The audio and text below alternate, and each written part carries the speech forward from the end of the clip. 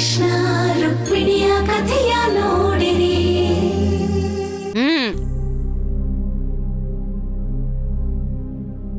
ನೀನ್ ಹೇಳಿದ್ದು ನನ್ಗೊಂದೊಂದೇ ನೆನ್ಪಾಗ್ತಾ ಇದೆ.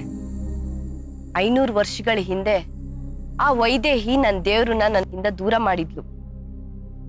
ನನ್ಗೆ ನನ್ ದೇವ್ರು ಬೇಕು. ಈ ಜನ್ಮದಲ್ಲಾದ್ರೂ ನನ್ ದೇವ್ರನ್ನ ಪಡ್ಕೊಳ್ಳೇಬೇಕು. ಹೇಳು, ನಾನು ಅವನ್ನ ಹೇಗ್ ಗುರ್ತಿಡಿಲಿ? ಒಂದೇ ಒಂದ್ ಸಣ್ಣ ಸುಳಿವು ಕೊಡು ಸಾಕು, ನಾನು ಅವನ್ನ ಹುಡುಕ್ತೀನಿ. ಅದು ಅಷ್ಟು ಸುಲಭವಾದ ಕೆಲಸ ಅಲ್ಲ. 500 ವರ್ಷದ ಹಿಂದಿನ ದೇವರು ಈಗ ಹೇಗಿದ್ದಾನೆ ಅಂತ ಹೇಳೋದು ಕಷ್ಟ. ಅವನಾಗೆ ನಿನ್ ಮುಂದೆ ಬರೋ ತನಕ ಏನು ಮಾಡಕ್ಕಾಗಲ್ಲ. ಇಲ್ಲ, ನೀನ್ ಹಾಗೆ ಹೇಳ್ಬಾರ್ದು. ನನ್ನ ಹಳೆ ಜನ್ಮದ ಅನುಬಂಧನ ನೆನ್ಪು ಮಾಡ್ಕೊಟ್ಟಿದ್ದು ನೀನ್ ತಾನೆ. ಈಗ ನೀನೇ ಅವನ್ನ ಹುಡ್ಕೋ ದಾರಿ ತೋರಿಸ್ಬೇಕು.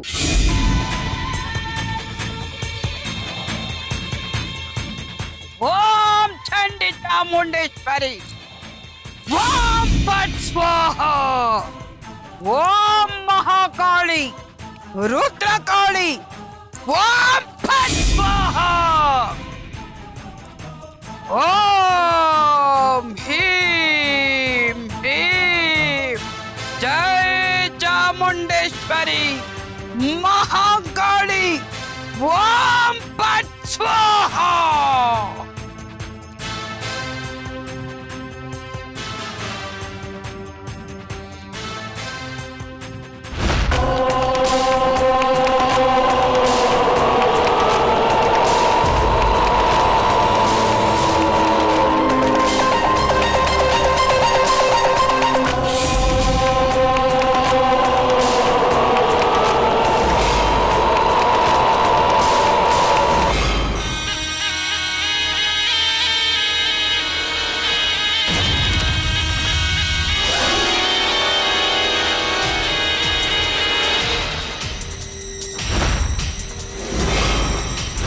ಸಿಕ್ತು, ಒಂದು ಗುರ್ತು ಸಿಕ್ತು. ನಿನ್ ದೇವ್ರನ್ನ ಕಂಡು ಹಿಡಿಯಕ್ಕೆ ಒಂದ್ ದಾರಿ ಸಿಕ್ತು. ಅದಿ ಅವನ್ ಕೈಯಲ್ಲಿರೋ ಉಂಗ್ರ. ಅವನ್ ಚಿತ್ರಪಟದಲ್ಲಿ ಹೋಗಿ ನೋಡು. ಅವನ್ ಕೈಯಲ್ಲಿ ಆ ಉಂಗ್ರ ಇದ್ದೇ ಇರುತ್ತೆ. 500 ವರ್ಷಗಳ ಹಿಂದಿನ ಉಂಗ್ರನ? ಆ ಉಂಗ್ರ ಈ ಜನ್ಮದಲ್ಲೂ ಅವನ ಕೈಯಲ್ಲಿ ಇರುತ್ತಾ? ಅದೇ ನಿಮ್ಮ ಜನ್ಮಾಂತರದ ವಿಶೇಷ.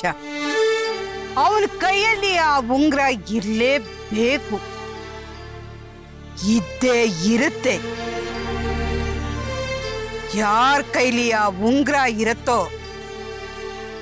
ಅವನೇ ನಿನ್ ದೇವ್ರು.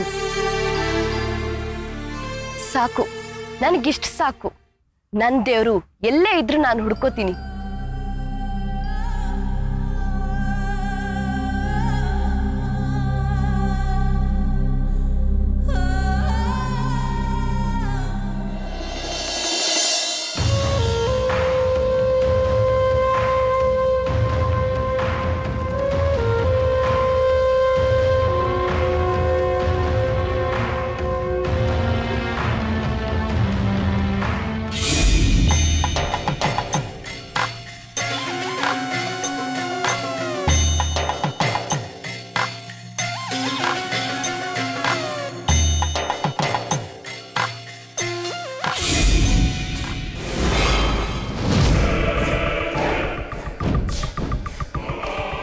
ಅಯ್ಯ,